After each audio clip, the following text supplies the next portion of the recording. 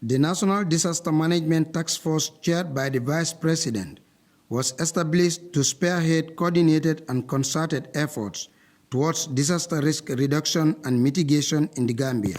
As the rainy season draws closer, members of the task force under the leadership of the Vice President, His Excellency Mohamed B.S. Jallow, deemed it necessary to visit and assess the state of hotspots in the greater Banjul area and some parts of the West Coast region.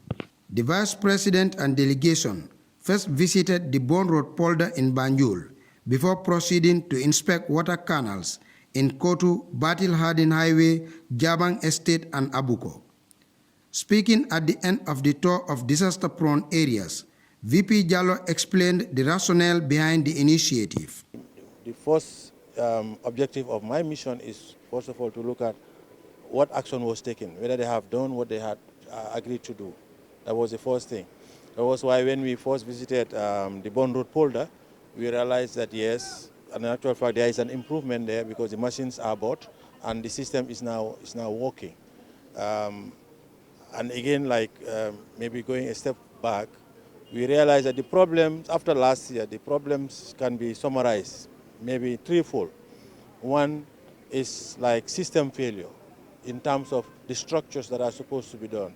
In some areas, gutters are dug, waterways are created, but then they fail for one reason or another. The Vice President also shared his impressions on the visited places and assured that the Disaster Management and Mitigation Task Force under his leadership will map out possible solutions to mitigate flash floods in the country. We have two approaches. One, the emergency approach. What can we do before the rains so that we don't have that problem? And secondly, we now have a long-term approach whereby we can solve this problem once and for all. That's the main reason why we came around. That's why we have the technicians with us from NRA, from the physical planning, and the Ministry of Local Government. We know that there is a failure in refuse collection. We have to address that. We have been discussing with the Permanent Secretary Minister of Local Government and Lands and Regional Affairs to see how we can now work with the area council to see that refuse is collected. Yes, we have the anti-littering law, but then there is a problem of people, if your refuse is not collected, what do we do? That is not an excuse to just indiscriminately dump refuse everywhere. The Minister of Environment, Rohijon Manjang, cited indiscriminate dumping of waste in waterways as a contributing factor to flash floods and called on residents of affected areas to desist from the practice. We have visited key sites, all having the same problem.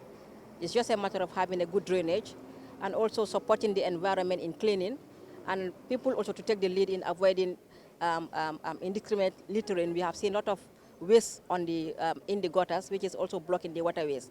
I think the problem is very major, but to some extent minor when it comes to general corporations. If everybody puts their hands on decks and support this initiative, inshallah, within a very short time, we will fix this problem and it will be a permanent solution. Another key stakeholder in disaster risk reduction is the Minister of the Interior, Siaka Sonko. Speaking at the end of the tour, Minister Sonko reaffirmed his ministry's commitment to the enforcement of anti-littering laws. We have noticed quite a lot of littering going on. People throwing things into the gutters, and they just feel good about it. That should not happen. And they expect someone else to clear this rubbish after them. It's unacceptable. In the end, we will have to come up with legislation to deal with them. That's my area, law enforcement. Where people are found doing this sort of things, they will be prosecuted. Members of the task force have already mapped out strategies to prevent the recurrence of flash floods in the visited hotspots.